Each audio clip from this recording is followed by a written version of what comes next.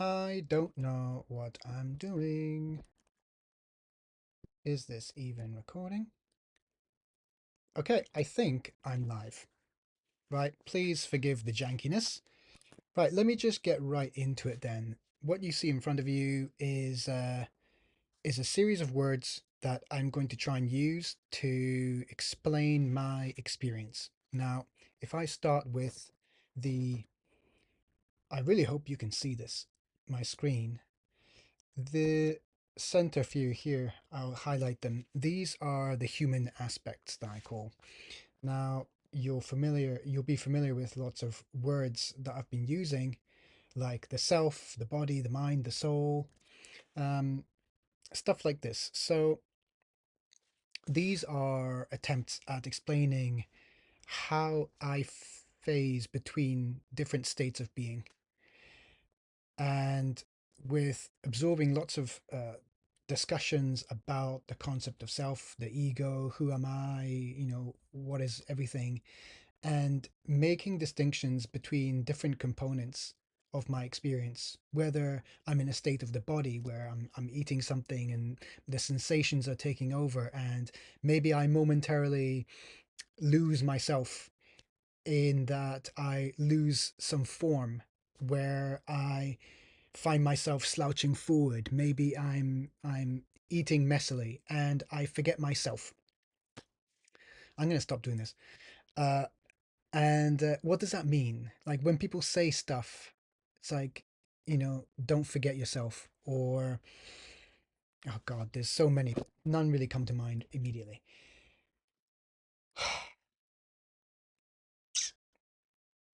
God, why is this so bloody difficult? I want to get comfortable with riffing and just saying what's on my mind because what's coming out now is just rambling idiocy. And it's based on insecurity and it's based on self, it's based on ego. I go round and round in my experiences, and as I'm experiencing them, I'm also documenting. And that's the work of the mind. It's, and, between the mind and self, in order to sort my experience, I am associating meaning and understanding to my experience. And so this is basically me very like intentionally putting together my words carefully in a succinct order. Now, this is a looping strip that you see in front of you of words in a grid format with color association and their relation to each other in terms of neighbors and polarity if you were to put them in a looping circle, which I'll show with this kind of graphic, but I'll get to that in a little bit. I want you to scan this and really pay attention to the colored sections.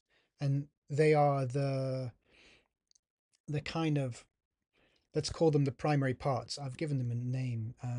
What are these called again? Uh, so these are the base. So all the colored parts, they're your universal base. So these are like the base parts that comprise a human being, a human's experience. We can shift between our mind, our self, our body, a state of high, being in the soul, and sense of urge. And all of these are very obviously short words to try and succinctly, concisely get to a meaning. Now, words themselves are very limiting because they have multiple connections, multiple meanings. The subjectivity is unknown. So this is the best example that I can give using words. And I think I've done a pretty good job. It's ever evolving, but here we are. So what's in between them is a combination of the two. Now, they come into play where, okay, you understand these different components, they're colored columns, but what's in between is more indicative of your state of being between those two parts of you. So, giving examples of being in a state of your mind and thinking of just yourself, being so self obsessed is a very common and most likely default state for most people, and especially is for me.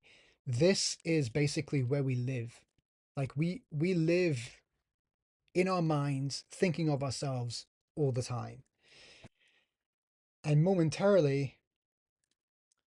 I mean, this is a broad statement, but looking at how we've built our society, this is pretty, obvious to me. Now, what can I say? I should put on mute.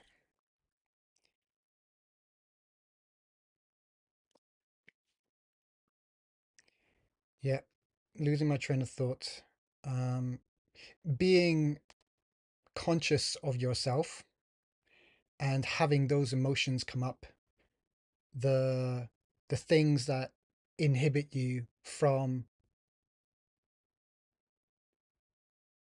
free flowing, that is one of the entrapment loops, and very much within the state of being self-conscious. You can call it insecure, you can call it whatever you want, but it's within this whole realm between the mind and the self. This is where my story begins, in the explanation phase, in the self-awareness phase, in the kind of understanding, where do I where do I go? Where do I begin? And everything revolves around me, so it's the self naturally.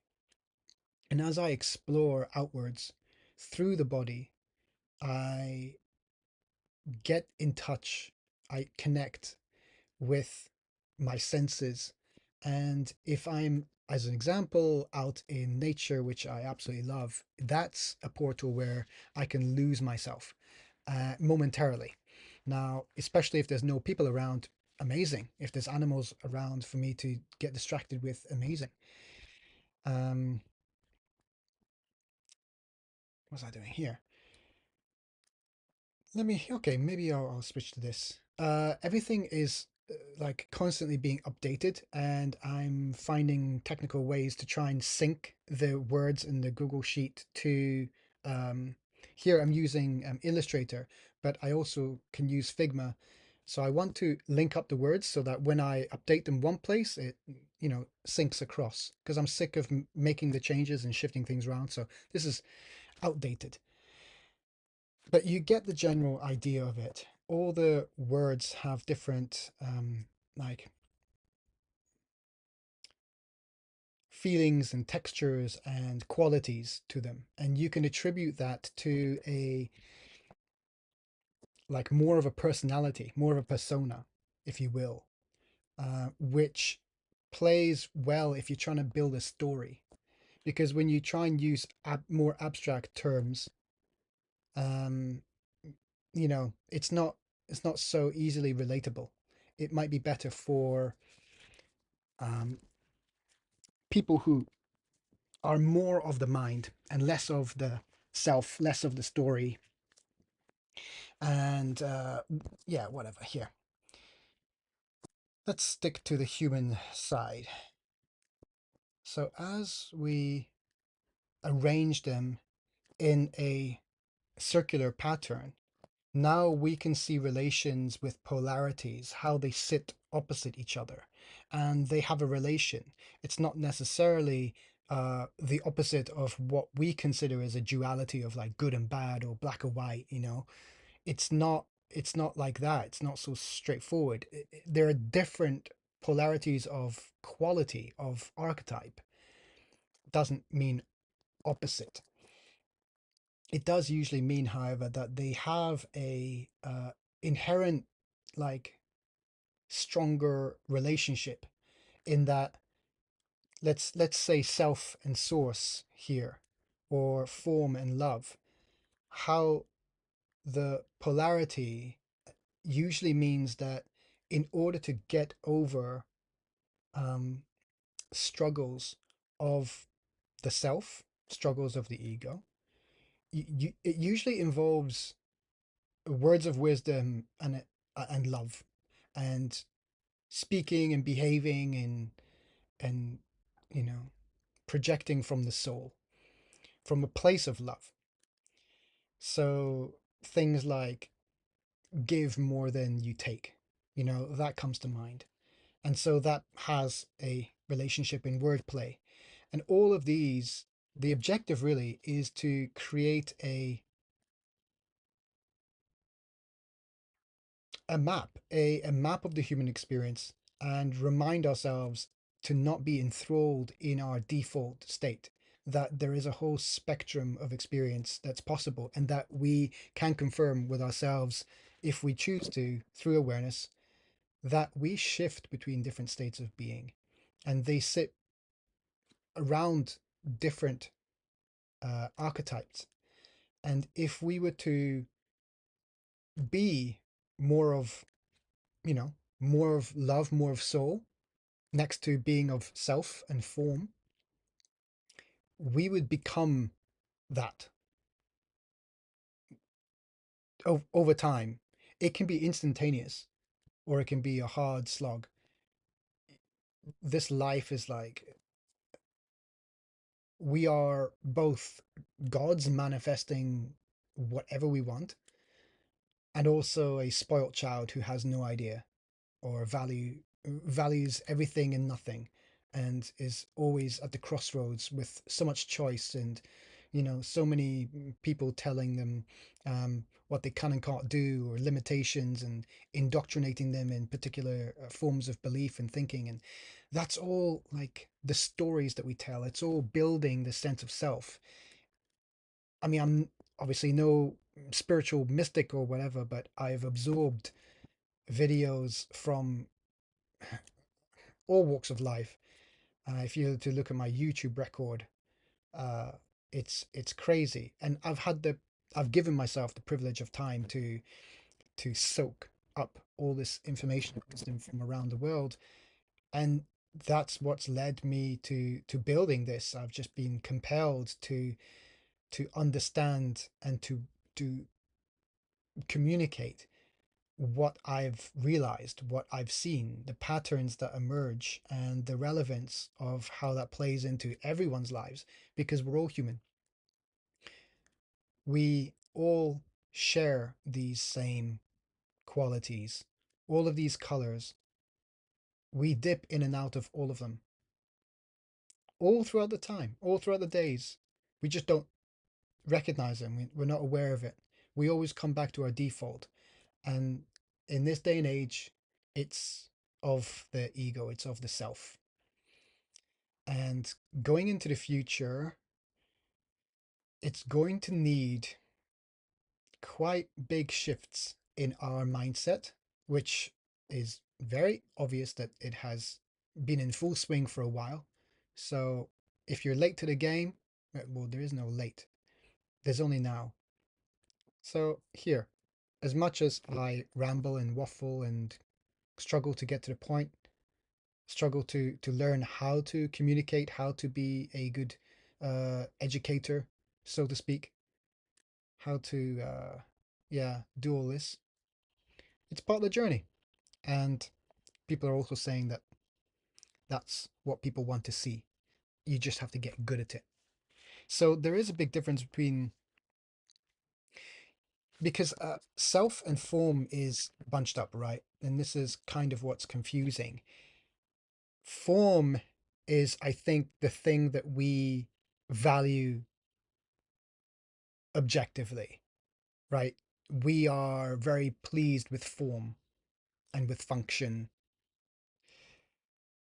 Now, when we attach the identity part of it, the self and the ego, to form, and we say, I am this, that, the other, we create a box, we create boundaries around who we think we are, and then we believe that story. And everyone kind of knows this on a base level, but it's so prevalent that we are always just in a dream state, if you will. Like, we are so enthralled with this concept of self, we cannot distinguish it from anything else.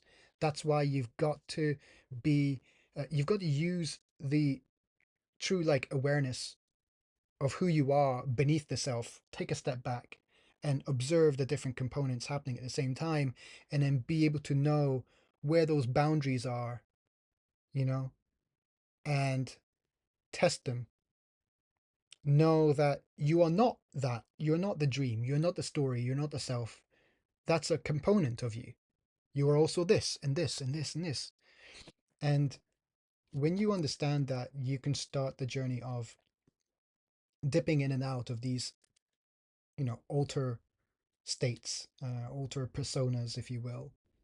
And they will have different characteristics and different qualities and different experiences. But if yourself, the well conditioned, default thing in this world, uh, of humans, of society and civilization,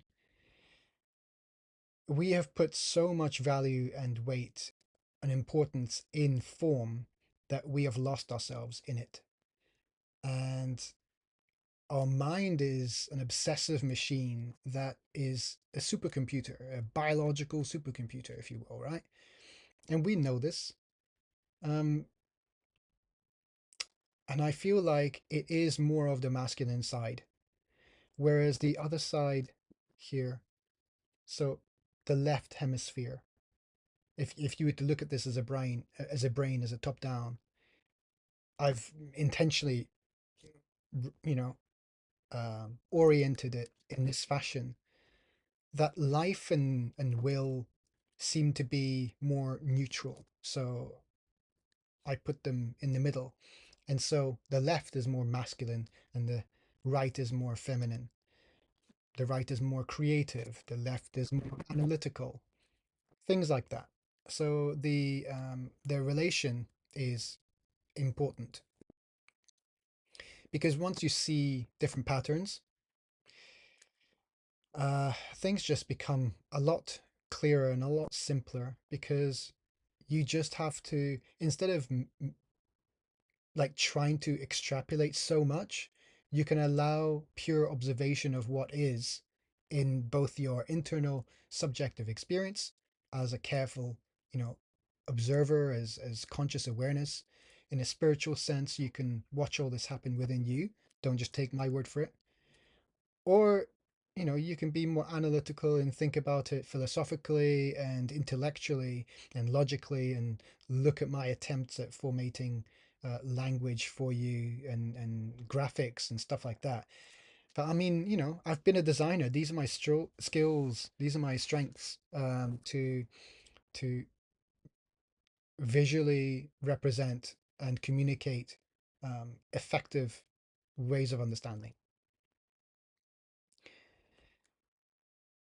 And you can see from listening to people, they communicate a lot, and it's all self, self, me, and it's a sickness. It's gross, um, and it is at the same time.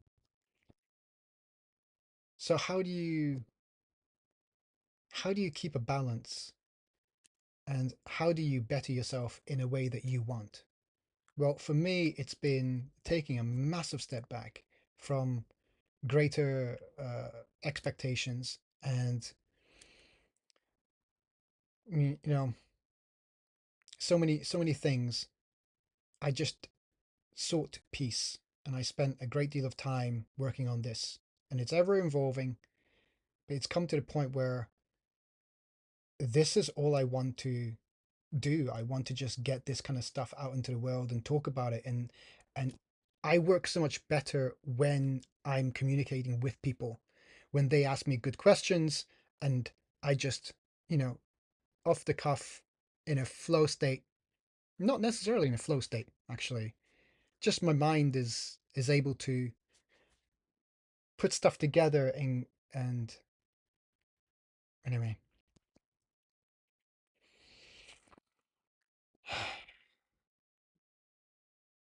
Yeah, so I think I work better with interactions, because this here by myself, trying to, you know look at a screen and express my mind, I'm just locked in the mind, and it's not it's not effective. I need to, well, I think it will be very useful to show you rather than tell you, but I'm, afraid to do that. So it's a process of coming out of my shell. Anyway, I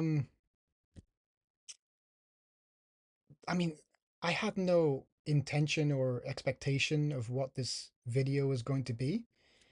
I just wanted to show more of what I've been doing and get used to the process, and hopefully engage with people, because that just makes things so much easier to respond to questions, um, instead of just waffling on about the complexities of the universe.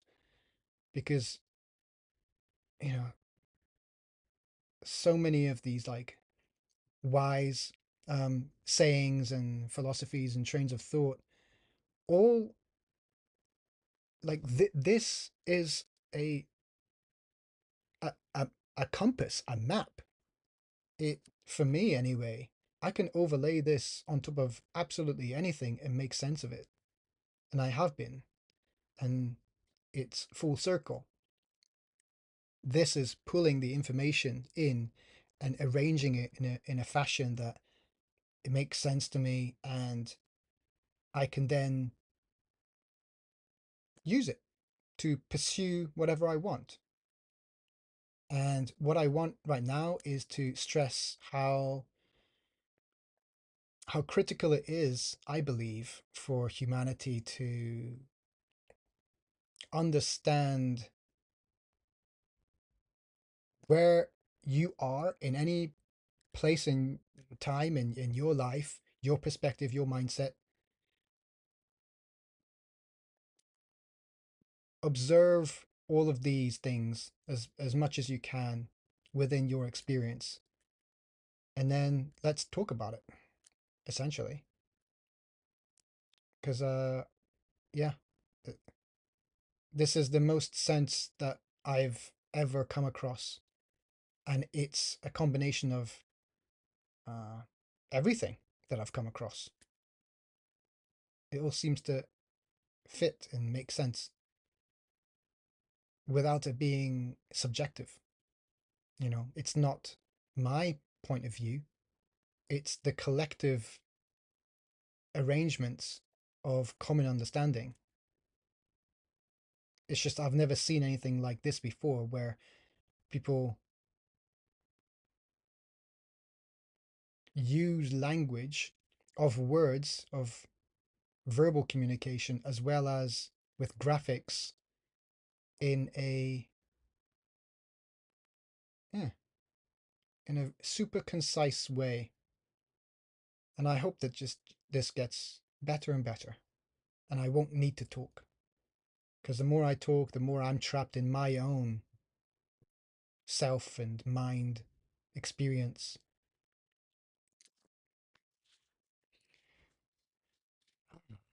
I want to talk about examples of different states of being, but I feel like I just need to take a walk and clear my head a bit, because I'm getting too wrapped up in my own,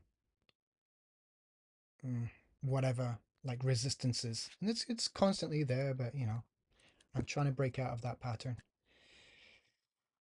Right. Uh, I hope that's been somewhat enlightening and comfortably cringy for you. How do I stop this? Through YouTube itself, or end stream? Catty bye.